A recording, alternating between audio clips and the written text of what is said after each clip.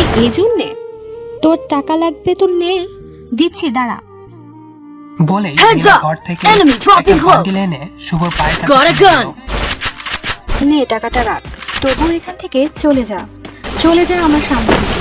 আর কোনোদিন যেন তোর ওই নির্লজ্জ মুখটা আমার না দেখতে হয়।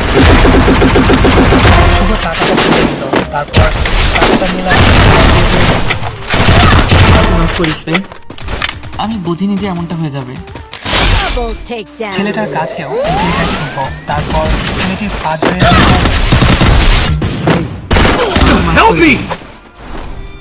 তারপর আবার নীলার কাছে এসে বলে, আসলে আমি তো ভুলেই গেছিলাম, আমি ভুলেই গেছিলাম যে আমি তোর টাকাটা চাই। যা আছে সব তো তোর টাকাতেই কেনা। দেখ না, তুই আমাকে কত ভালো বন্ধু ভাবতি, আর আমি তোর বিশ্বাস কিভাবে নষ্ট করে দিলাম। আসলে আমি বেকায় দেয়, তারপর টাকাটা দেওয়া লাগবে না।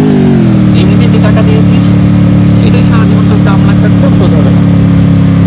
নীলার বাবার হাতটা ধরে শুভ বলল, চাচা, আমাদের শুভটাতে বাধা দেওয়ার জন্য মাফ করবে। আর নীলা, তুই যতই আমার মুখটা না দেখতে চাস, আমি তোর বিয়েতে ঠিকই আছি। বলেই চোখটা মুছে শুভ চলে গেল। মেসে এসে বসে আছে শুভ। আজই প্রথম নিজেকে একটু মনে হচ্ছে। আসলে নীলাকে নিয়ে একটু বেশি স্বপ্ন সাজানো হয়ে গেছিল, তাই তো কষ্টটা একটু বেশি লাগছে। সারা কয়েকদিন ব্যাংকে গিয়ে টিউশনির জমানো টাকাটা তুলে নেয় শুভ। তারপর শপিং সেন্টারে গিয়ে খুব সুন্দর দেখে নীলার জন্য একটা নীল শাড়ি কিনে শাড়িটা গিফট পেপার দিয়ে প্যাকিং করে নেয়। তারপর আবার মেসে ফিরে আসে। কালকে নীলার বিয়ে, সারা বাড়িতে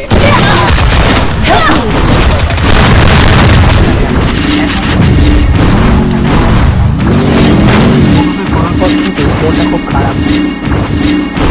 নীলা জানে যে শুভ কষ্ট পেলেও কখনো কাঁদে না, মুচকি হাসির আড়ালে কষ্ট খুব করে লুকাতে পারে। নীলা ভাবে তাদের সরি বলে দেবে, আর নীলা ছাড়া তো ওই বিয়ের পর না হয় শুভ বাড়িতে দাঁড়িয়ে আছে। নীলার জন্য শুভকে দেখে এটার কারণ তাকে বললো, আরে বাবা, বাইরে দাঁড়িয়ে যে ভিতরে চলো।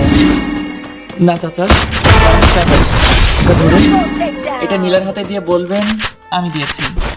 আর আজ খুলতে মানা করবেন, বলবেন যেন বিয়ের পর থেকে। সে কি বাবা, তুমি যাবে না ভেতরে? না চাচা, অনেক তারা আমার। Capturing the এখন target বাইরে আছি। arsenal. ভালো থাকবেন। পিছু ফিরে হাঁটা কি মনে করে যেন